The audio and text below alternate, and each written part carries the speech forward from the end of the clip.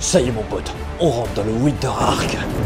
Et oui, quel go muscu ne sait pas que pendant l'automne-hiver, il est venu le temps du Winter Arc. Il est venu le temps du Winter Arc. Ah oui, cette introduction, j'ai encore pas eu le temps. Je l'ai pris, je l'ai mis là, au bout de ma main, et je te fais un Superman Punch. Et oui, comme tu dois le voir sur Instagram, sur TikTok, où est-ce que tu veux sur les réseaux sociaux, nous arrivons au mois d'octobre-novembre, donc nous arrivons forcément au Winter Arc, c'est-à-dire s'enterrer chez soi, s'isoler socialement et travailler sur son objectif. Oui, à la mode Batman, oui, tout à fait. What will you do? Rebuild it, just the way it was, brick for brick.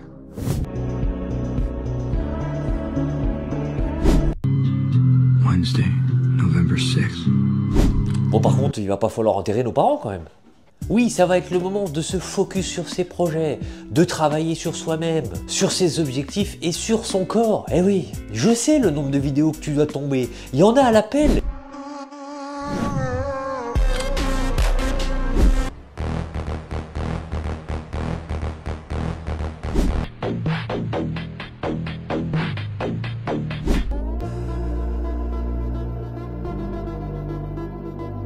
Et je pense que ça fait depuis quelques années que ce mouvement progresse sur les réseaux sociaux et chaque année on en voit de plus en plus et ça prend de plus en plus d'ampleur. Et notamment sur un certain type de personnes, les go muscu mon pote. Ah les go muscu ils sont friands. Ils le prennent comme ça, pas. Non ça c'est bizarre, les go muscu ils font pas ça. Parce que pour eux, l'hiver, ça sonne la corde de brune mon pote. C'est la prise de masse. C'est parti, on va aller s'entraîner à la mode Batman, mon pote. On va soulever lourd à la salle, on va mettre une capuche et on va y aller. Mais au-delà de tout ce qui entoure ce mouvement Winter Arc, est-ce qu'on peut en retirer du positif, du négatif, les deux? Qu'est-ce qu'on peut en tirer réellement? Eh ben écoute, je vais commencer par parler du négatif. Voilà, on rentre dans le vif du sujet, on finira par une petite touche positive, la cerise sur le cake. Cherry on the cake, la chérie sur le gâteau. Il va falloir faire soit du français, soit de l'anglais, parce que le franglais, les gens en ont marre.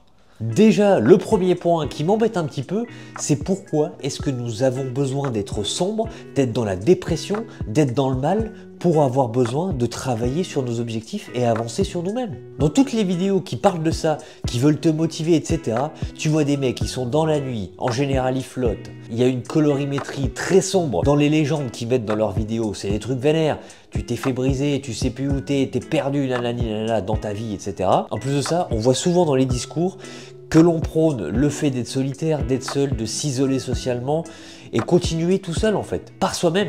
Donc je peux comprendre que c'est motivant et moi-même des fois ça me motive de voir des vidéos de Batman, oui on le sait, des citations de Batman carrément, ou des mecs seuls dans la nuit noire qui s'entraînent, qui charbonnent, etc.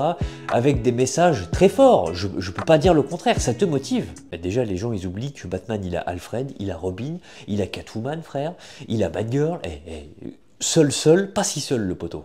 Donc oui, tout miser sur soi-même, c'est une bonne chose.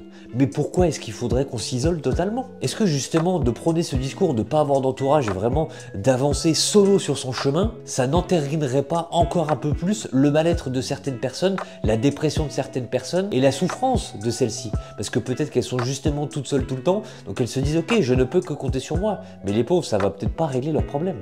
Je dirais même au contraire, ça peut les pousser encore plus au fond vers ce problème. Parce que eux, ils sont déjà solitaires. Et toi, tu leur dis, mais c'est nickel, sois solitaire pour avancer sur son objectif. C'est ça qu'il te faut. Il faut pas sortir avec ses amis, avec sa famille, nanani, être en couple ou autre. Non, toi, il faut que tu te focuses, mon pote. Parce que si tu te focuses pas, t'arriveras jamais à ton objectif. Donc c'est le moment de te concentrer sur toi-même, d'accord?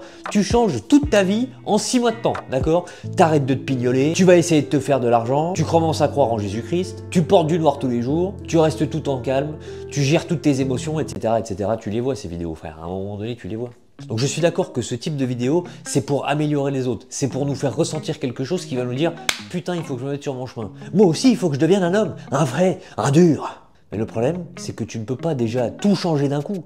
Un mec qui se met jamais au sport, qui est tout seul chez lui, qui a ses petites habitudes, qui a ses démons, etc. Comment tu veux le faire changer du tout au tout? Ça prend un petit peu de temps. Donc lui, s'il n'arrive pas à le faire, il va se sentir super mal, mec. Et toi, tu l'engraines encore plus là-dedans. Parce qu'en plus de ça, les personnes qui sont seules, potentiellement, c'est parce qu'elles ont eu un problème dans leur vie, c'est parce qu'il leur est arrivé quelque chose, que ce soit sentimentalement parlant, que ce soit familièrement parlant, que ce soit physiquement parlant, peu importe. Et c'est pas en lui disant t'es qu'une merde, si tu fais pas ça, que ça va l'améliorer. Alors oui, des fois il faut des électrochocs, mais le truc c'est que si tu lui dis faut que tu sois vraiment seul, continue là-dedans, je te jure que ça va le faire, ça va pas l'engager à aller mieux sur son aspect social, sur son aspect physique ou autre. Il va peut-être juste se sentir encore pire en fait. Ou alors, il va t'écouter, il va commencer à se mettre sur son chemin, sauf que quand il va arriver devant un mur, il va se dire mais je suis seul. Et être seul, souffrir, avoir des échecs dans sa vie, je suis d'accord que c'est la meilleure école. C'est là où tu vas en apprendre le plus et apprendre à te débrouiller tout seul et en apprendre le plus sur toi. Mais c'est pas pour autant que tu ne dois pas avoir une vie à côté. Et c'est là où je pense qu'il faudrait compartimenter les choses. Quand tu es dans ton canapé et que tu réfléchis à ta vie tard le soir, je sais, on le fait tous, justement quand tu es en train de regarder ce genre de réel. Quand tu vas à la salle, quand tu es sur ton ordinateur ou quand tu es en train de marcher dehors le soir et à réfléchir à ton objectif, tu as le droit de te dire, de te mettre dans un certain mood en mode je suis seul, je vais y arriver seul par mes propres moyens. Tu as le droit de le faire, mais c'est pas pour autant que dans toute ta vie, tu dois t'isoler et n'avoir que ça en tête. Parce que ça va te bouffer, parce que tu vas en plus de ça être peut-être moins productif parce que tu auras la tête dedans, tu seras moins objectif sur ce qu'il faudrait faire et ça sera contre-productif en fait. Donc ce système il fonctionne, le système de l'ego ou de l'alter ego on va dire, où tu switches en mode ok à ce moment-là je deviens tel type de personne, il n'y a rien qui m'en sort, ok, mais c'est pas pour autant qu'il faut que tu deviennes un connard qui ne parle à plus personne et qui ne prend pas soin de son entourage. Et encore une fois, si tu veux devenir solitaire pour atteindre ton objectif, je suis personne pour juger, tu fais bien ce que tu veux et peut-être que ce sera le meilleur moyen d'atteindre ton objectif. Je ne connais pas ton objectif, peu importe lequel c'est, mais pour autant c'est pas pour ça qu'il faut que tu renies tout ton entourage, ta famille, tes amis que tu t'es fait depuis lors, tu n'as pas besoin de les dégager pour atteindre cet objectif. Ça c'est faux. Parce que si tu es buté comme ça, la tête la première, comme ça, tu vas tel un taureau, que tu arrives à ton objectif et que tu as réussi, mais que tu n'as plus personne autour de toi, qu'est-ce qui va se passer? Ou pire, si tu subis un échec et que tu n'arrives pas à ton objectif et que tu es seul, qu'est-ce qui va se passer mec? Parce qu'un succès, c'est fait pour être partagé avec ton entourage, mais un échec, quand tu le vis seul, bah, ça peut avoir des dommages très compliqués.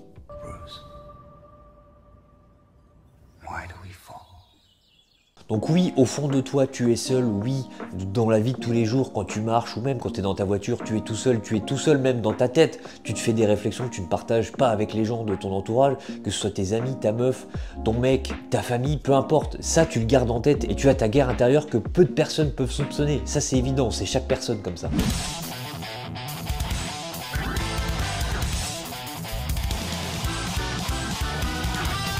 C'est très bien aussi que tu te dises que ton succès va ne dépendre que de toi, au moins à 98% des cas, parce que personne, si toi tu ne te mets pas en route, absolument personne ne te donnera ce que tu veux. Ça c'est évident. Mais sache qu'avoir un entourage et faire partie de ce monde, être socialement présent, ne t'enlèvera aucun mérite à ton arrivée sur le succès. Aucun mec. Ça sera toi. T'auras réussi. Et pas parce que tu auras été entouré, mais parce que c'est toi qui as travaillé. Ton entourage était peut-être là pour te soutenir, ça t'a apporté encore plus, mais ça n'enlève rien à ton travail. Et c'est pas parce que tu as un entourage que c'est pas toi le plus acharné dans ton domaine et dans ce que tu fais. Après avoir vu ces points négatifs, évidemment, on va passer au positif. En soi, avoir une période de l'année qui met la déterre à tout le monde, à toutes les personnes qui veulent se concentrer sur elles-mêmes, atteindre leur objectif, encore une fois, que ce soit physique, mental, on s'en fiche, est-ce que ça serait pas un message bénéfique? Est-ce que ça serait pas le coup de pied au cul, mon pote, qu'il faut à certaines personnes qui dans la vie de tous les jours, voilà, elles se disent « Oh, j'aimerais bien faire ça », mais au final, elles le font pas. Et est-ce qu'à ce moment-là, quand elles voient une vidéo sur le Winter Arc, en tout cas, une vidéo de motivation un peu dans le délire, qui lui dit « Ok, c'est le moment de te focus, de te mettre en route », si ça peut lui créer l'électrochoc, est-ce que c'est pas super ? Est-ce que cet aspect batmanesque, si je puis dire, de la chose ne permettrait pas à certaines personnes de se poser des questions intérieures de ce qu'elles veulent réellement faire dans leur vie, de qu'est-ce qu'elles font de leur vie et qui elles sont au fond d'elles? Parce que parfois elles se perdent sur leur chemin, elles savent plus trop qui elles sont, donc voir ce genre de choses, peut-être qu'elles vont se dire « Mais attends, qu'est-ce que je veux faire moi en fait de ma vie ?» Et dans une période où on approche des fêtes de Noël... Cher Monsieur Noël, j'aimerais cette année avoir le Roboraptor que je voulais à Noël 2008 Où là, on va commencer à se foutre sur notre canapé avec un petit Netflix and chill, en train de bouffer des raclettes à tire-larigot, des pains au chocolat, qui mange des pains au chocolat pendant Noël, mais quand même, des chocolats chauds, etc., j'en passais des meilleurs.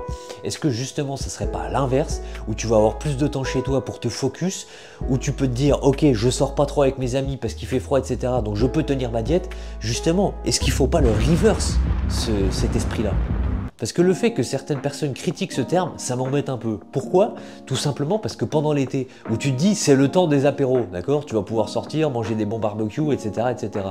Pourquoi ces personnes-là, on a l'impression que c'est un message positif, trop bien, on va se voir entre potes, etc. On va bien bouffer, on va bouffer trop et on va boire trop. Alors que sur une période comme l'hiver où les personnes, en général, c'est en mode focus, ce serait péjoratif. Mais pas du tout. Est-ce qu'on veut réellement prôner une société passive qui veut pas avancer sur son objectif, plutôt que justement sur une société qui veut avancer, qui veut progresser et devenir la meilleure version d'elle-même?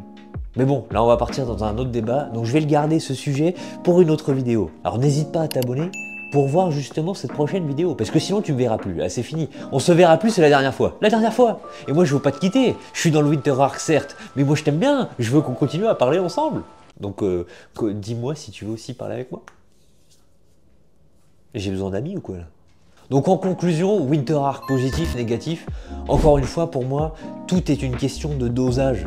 Si réellement tu te dis que pendant le Winter Arc, il faut que tu supprimes tous tes contacts, qu'il faut que tu te focuses que sur toi et que tu emmerdes tout le monde et que de toute façon pour y arriver c'est que toi-même, c'est peut-être un petit peu extrémiste. En revanche, c'est peut-être la période où justement tu peux suivre tes objectifs, où tu vas avoir peut-être plus de temps chez toi pour réfléchir, pour avancer sur toi-même, peut-être physiquement, personnellement, peu importe.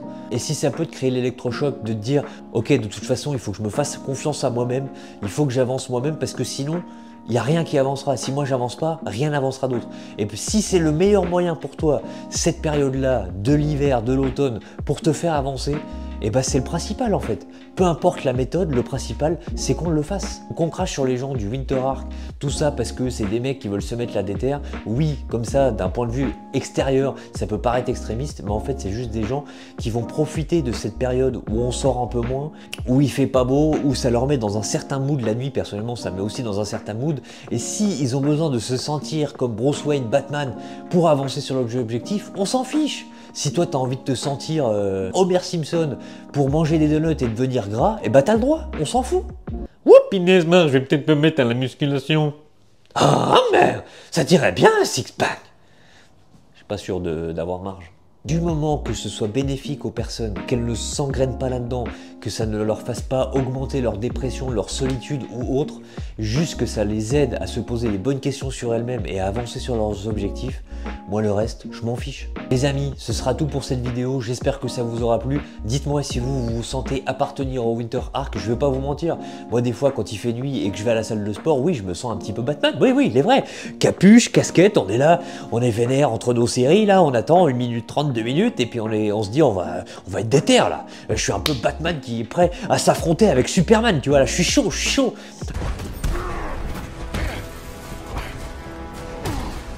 Alors que je suis juste un mec qui roule en Peugeot 2008, tu vois. On se retrouve pour une prochaine vidéo. Je vous souhaite de passer une agréable journée, une agréable soirée, peu importe quand vous regardez cette vidéo. Et on se retrouve très prochainement. Les amis, c'était votre noble serviteur D'Artagnanto. À très bientôt pour une prochaine vidéo. Papa.